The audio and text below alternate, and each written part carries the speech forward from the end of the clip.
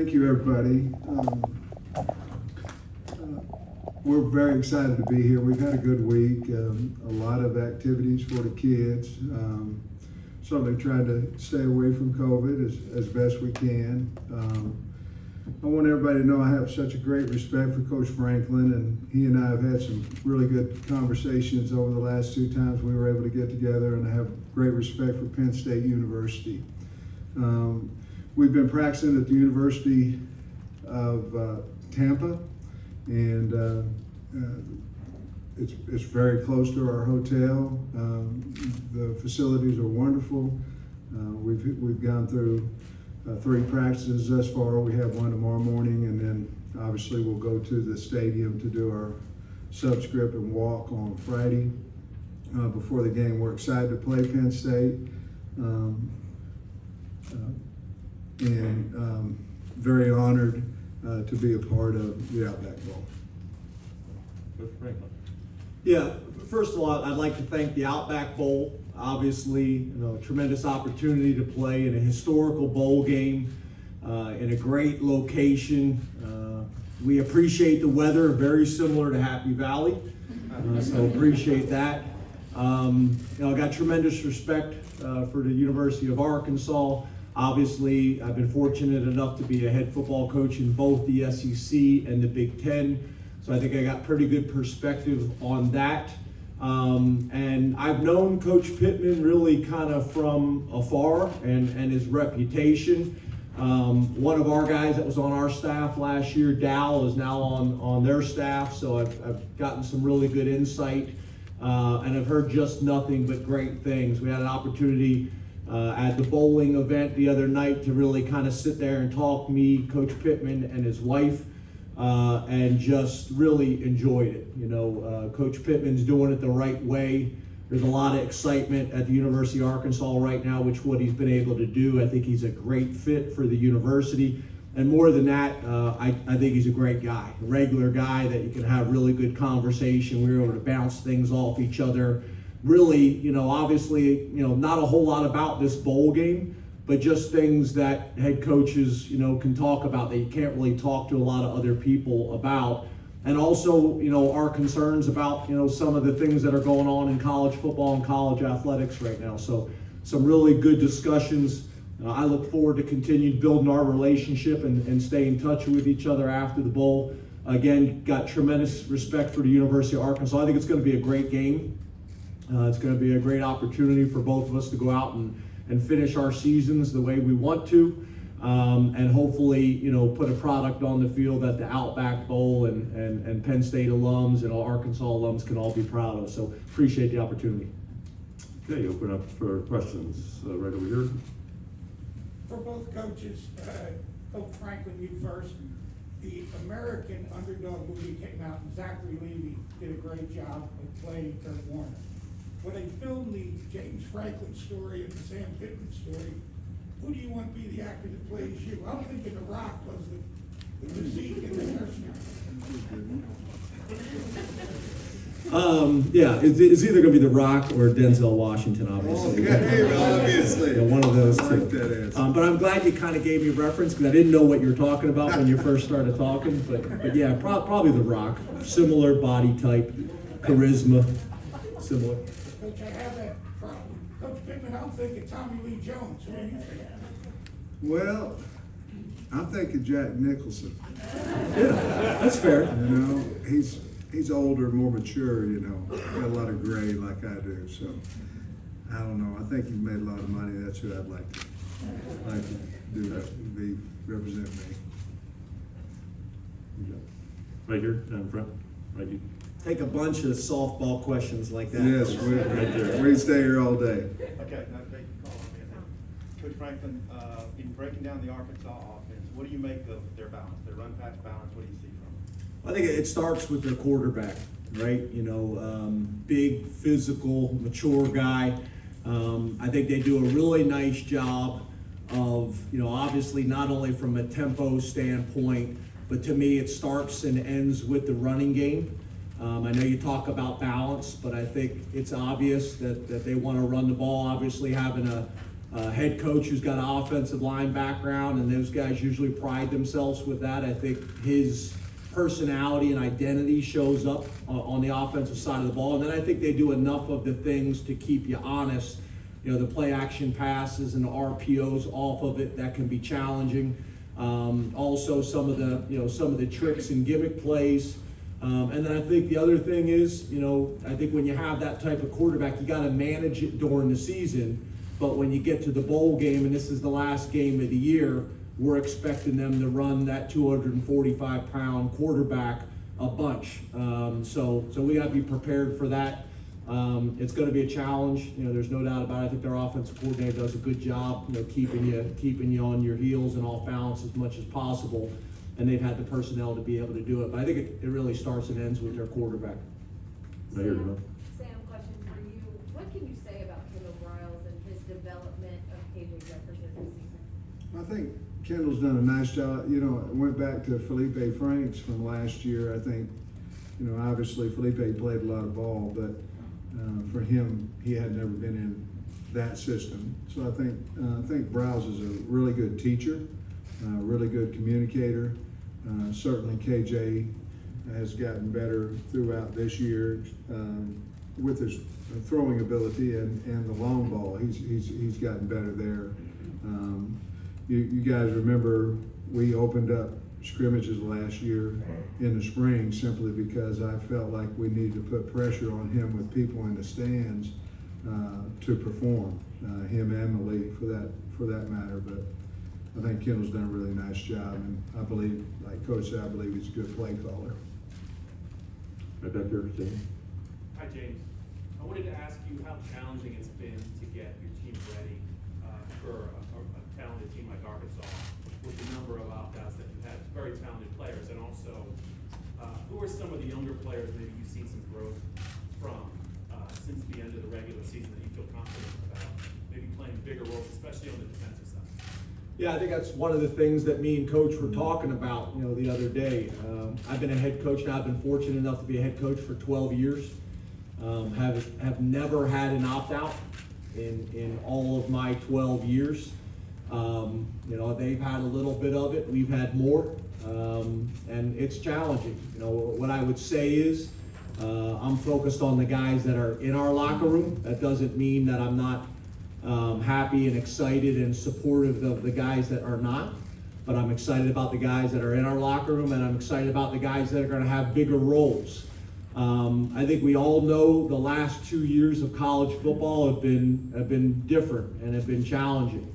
Obviously, not only what's really happened nationally, but also conference to conference. This was handled differently on every single conference. Our season was canceled and then restarted again. It's been a challenging 2 years.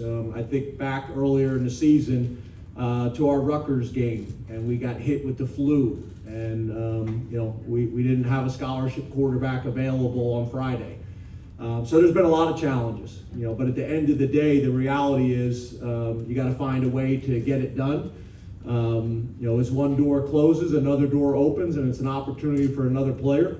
And I think it's also going to give us a really good kind of picture of what our future is going to be. It's going to be guys that are going to get a bunch of reps in this game that maybe hadn't in throughout the season. So there's some challenges, no doubt about it. Our guys are excited. And I think there's also some tremendous leaders that are out there that we're dependent on, are going to need to step up for us. There's no doubt about it. Did it ever cross either one of you mind to not play? Well, what I would say is we discussed what we think is going on a bunch in college football. And I think, I'll speak for myself. We've never seen this in college football, right? We've never seen people, not playing. It happened a little bit last year. We thought we were done with it. It's happening again this year. I don't really kind of want to get into it because I can't really speak for other people and what they are doing. For us, we want to play, and we want to represent the Outback Bowl the right way. We want to represent Penn State the right way. Are there challenges? Probably more challenges than there's ever been before in college football, yes. But but you know, we're excited about representing the Big Ten the right way. We want to represent Penn State the right way, and we're very blessed and fortunate to be here in the Outback Bowl, and we're gonna take it as a blessing and take advantage of the opportunity. Well, I think it says a lot about Penn State and Coach Franklin. I mean, he's had several guys, and if you look at it, and if we played in a regular season, the teams would be different. I mean, they're just different because we've had a couple of, NFL leaving for the NFL. He's had several over there, and at Penn State, and the teams are different. I mean, that's just what it is, and so once you wrap your mind around that the teams you're going to field a different football team, and you're going to probably find some surprises both ways from who's out there. But we have 120 on our team, and the other 115 or 110 that are left right now, they deserve the opportunity to play. And I don't think either one of us, and I don't want to speak for Coach, are looking for a way out. We're looking for a way in, and I think that's what Coach did, and I know that's what we did as well. Thank you. James, could Olu, you think you're capable and ready to be a left-hand Olu starter if need be this game? I'm sorry, say that again? Olu, could he be capable, ready to start at left-hand if need be in this game? Yeah, he better be, right? Yeah. He was going to start earlier in the year and had an injury and was unable to start. And that's when Landon went in and started and played really well as a true freshman. But yeah, you know, we've been preparing and planning, and like I said, Olu was going to start during the year, and now we're in a position, obviously, that you know he's going to do it on Saturday, and we have a lot of faith and confidence in him.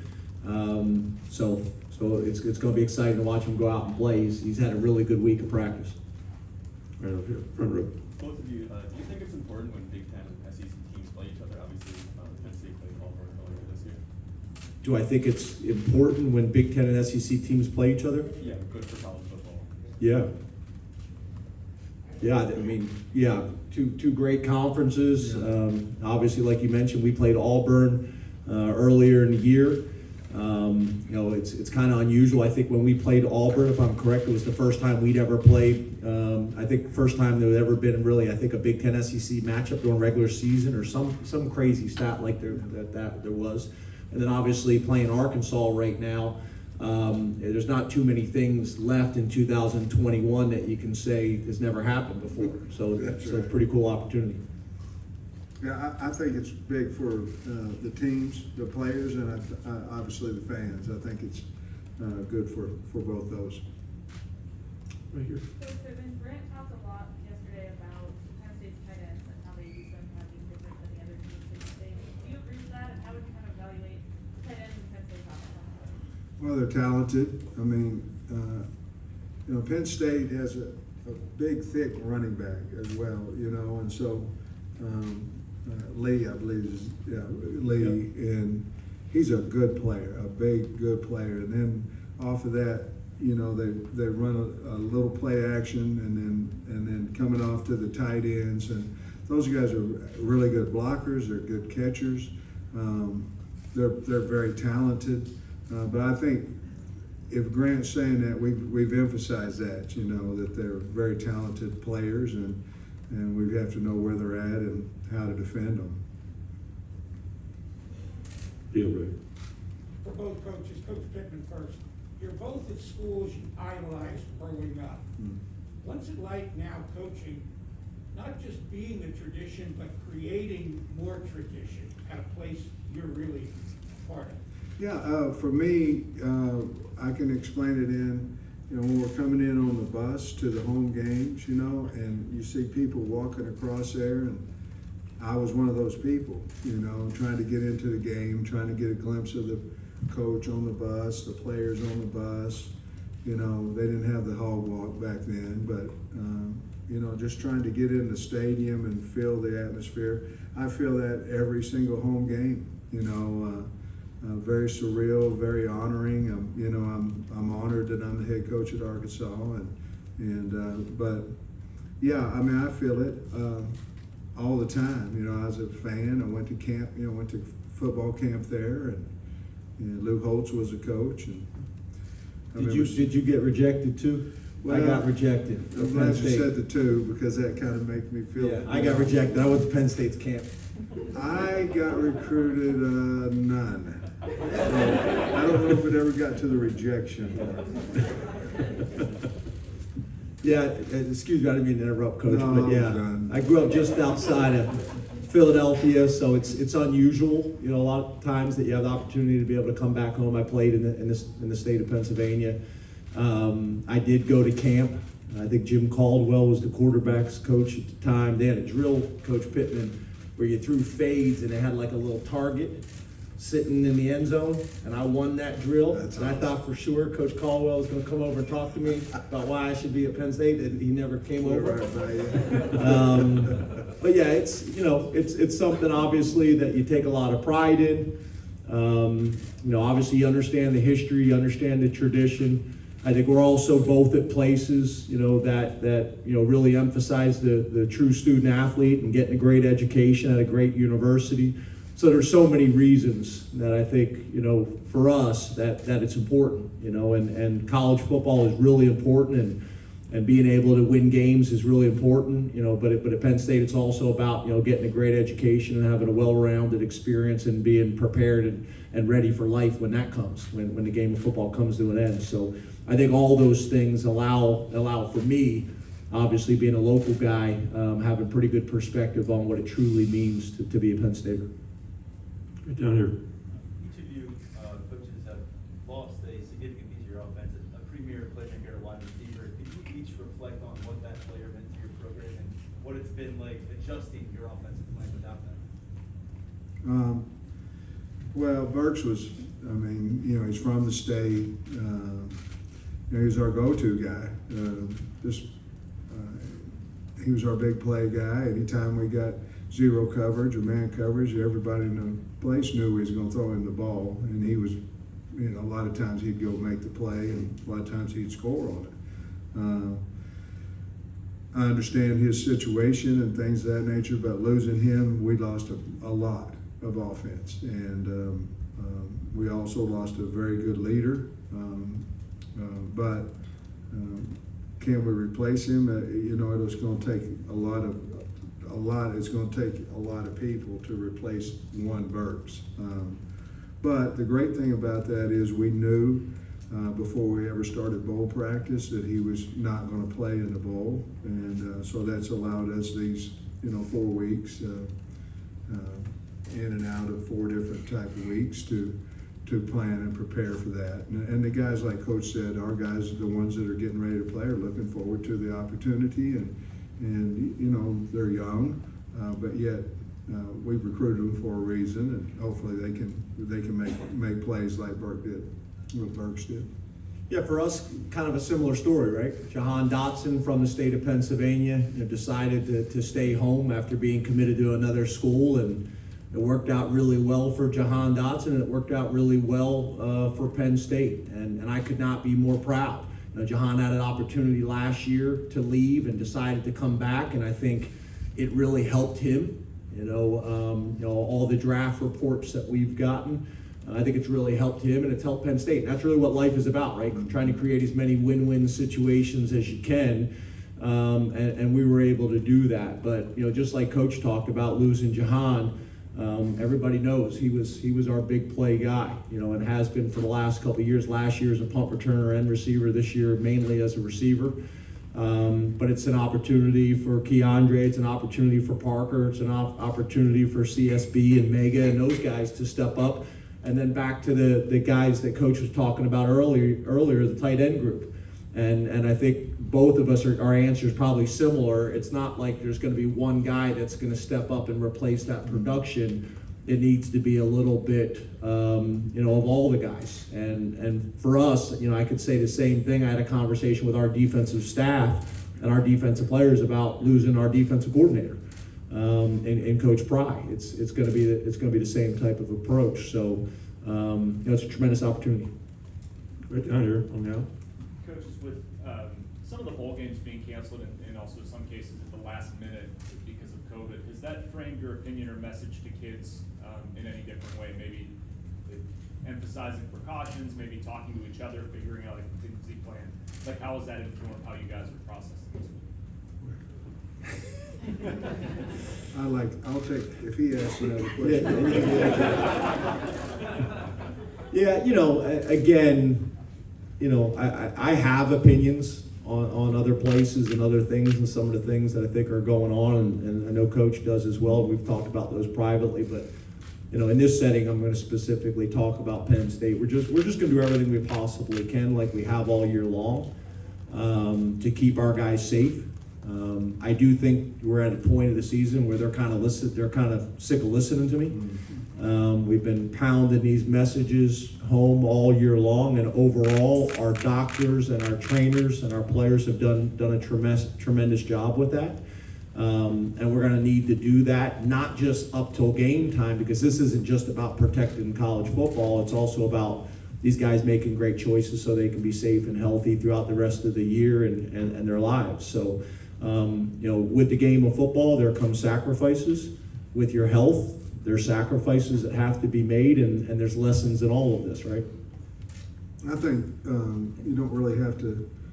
The kids see it. They see this bowl's opted out, this bowl opted out, and so there's not a lot you have to say other than what we're doing. Wearing our masks in the building and all that kind. We've gotten to this far without losing guys to COVID and this and that. I know there's a new variants and all that right now, but I think anytime you have a coaching staff and a team that wants to play the game, and it's not always that way, but it makes it easier to get the game going. And I think Penn State wants to play, and think we want to play. So, Right down here in front. For James, on the defensive side of the ball, did you guys have a sense, like Coach Pittman said early on, which guys were going to eventually, move on to the NFL and decide not to play in the bowl game? And if so, kind of, did that help you sort of prepare for the specific? Yeah, I think, as you guys can imagine, some of the announcements are coming out are new to you guys, but they're not new to us. We had a pretty good understanding. What I try to do is at the end of the year, I sit down with all these guys and have conversations, and sometimes their parents are included in those conversations. And like I said, for 12 years, we've never had one. And that doesn't mean for 12 years there hasn't been guys that have been advised not to play, and there hasn't been guys that have considered it. But literally for 12 years, we've never had one. So this is new information for you guys. It's not new for us. We've been planning and prepared for this for a while. There's really none of these announcements are new to us. Right back here. James, we talked to Sutherland yesterday about possibly making the transition to Sam linebacker. Obviously, you guys are a little depleted in that room. Is that something you see for him this game and beyond? And how is he kind of making that transition? Yeah, he's already done that. This year he's already played that position. I think that was part of him coming back. He's going to come back next year and use his extra year. I think he realizes, as well as we do, although he's got some safety skills and DB skills, he plays his best the closer he is to the football. I think that's his long-term future. So it made sense for him to come back, fill one of those roles and be able to put, a whole season of tape together of showing probably, what his role and identity will be at the next level. So, obviously he's been a great special teams player for us. But yeah, playing that, what we call the field backer or the Sam linebacker, I think that's his future, and he'll play that on Saturday. In the back. Coaches, you guys have bowls, you're going to Busch Gardens later, and then you have the beach trip. At this point in your careers, how are you balancing the fun of a bowl game with coaching and trying to get your guys prepared to play? Well, I have no experience at it, so it's pretty balanced to me. I don't. He's been a gazillion of them. As a head coach, we're practicing in the morning, and we're telling the guy, your day has objectives in it, objectives in it, and it has things that you need to get accomplished. And practice is first and foremost, and we're doing it early in meetings, and then, you know, the rest of the day they can go out on their own and do. As long as they can plan their day, and I want it to have success the whole day.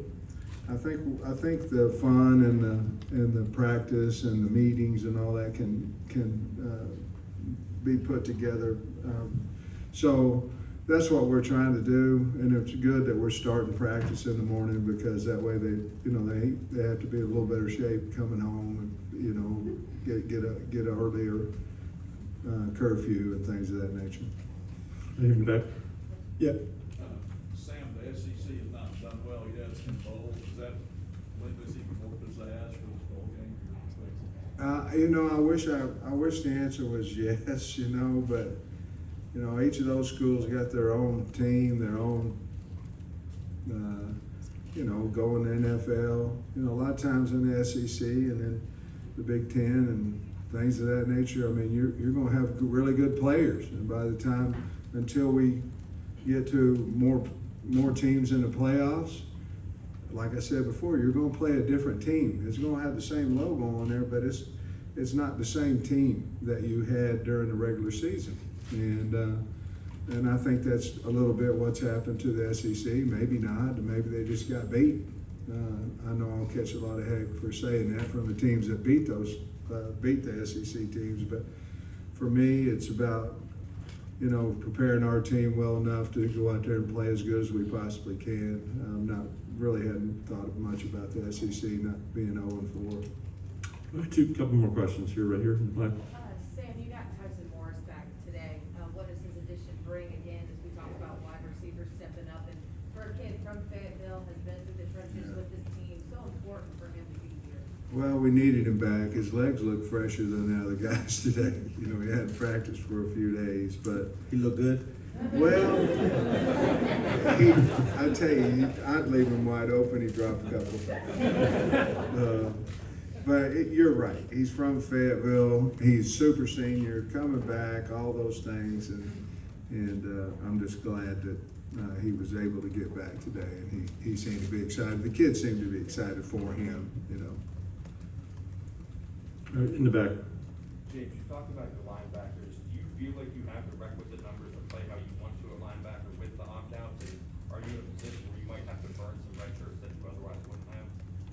Yeah, fair question. Obviously, you know, there's not a whole lot I'm going to answer in terms of things that I think could affect the game and from an information standpoint. But yeah, we're gonna have to burn some red shirts. There was some conversations. We've been very strategic about, you know, playing guys in 4 games and playing some guys in 3 games and saving a bowl, saving a game for a bowl and things like that. But as the season went on and we had the flu spike and other things, it was hard to do that. So yeah, we have some guys that we're going to have to burn their red shirts for this game, but it's not something, you know, that I decide that on my own. You know, I don't think that's the right thing to do or fair. You bring a young man in, you have some conversations with him. Sometimes you include the parents in those conversations. I still think it's a little bit better than the old days where, you know, I'll never forget Dominique Foxworth, who's on TV now, who I recruited out of Baltimore at the University of Maryland. He burned his red shirt for 1 game at the end of the season to send us to the ACC championship, you know, years ago. And I really think this was the right change. This was one of the rules that have been changed. I think it's the right thing to do. So yeah, you're talking about burning a guy's red shirt, but you're really talking about burning a guy's red shirt for 5 games, where you'd still like to preserve it if you could. But I think it's a very different conversation than in the old days. You're talking about a kid that you've been trying to redshirt all year long, and now you have no choice, and you have to play him in a bowl game, and he's lost an entire year for 1 game. I think it's still a better scenario than that is. But yeah, that's where we're at. You know, we're gonna have to play some of those guys. One last one right here. For both coaches again, you're not one of the 4 teams playing in the college football playoffs. Is there a better place than the Outback Bowl in Tampa, kicking off New Year's Day? You work for the Outback Bowl? was a promotional announcement, so. Yeah, I saw you slide them 5. Yes. But no, I mean, yeah, obviously, I think both of us in the conferences we play in the schools that we have from a historical perspective, obviously, we want to make the playoffs. There's no doubt about it. But if not, to be able to play on New Year's Day in Tampa, Florida, and at the Outback Bowl, and it's a tremendous opportunity. So I know we're very, very excited and fortunate to be here. We lobbied for it. I mean, we did. We wanted to come here, and we made no bones about it. We wanted to come to Tampa and Outback Bowl. Now, we didn't know the opponent. We may have tried to lobby somewhere else, but we wanted to come here. We wanted to play on New Year's Day. It was a big deal for us in our program, and so we did. We lobbied for it. Thank you, coaches. Thank you, everybody here. We appreciate it. We look forward to the next few days and a terrific game on Saturday.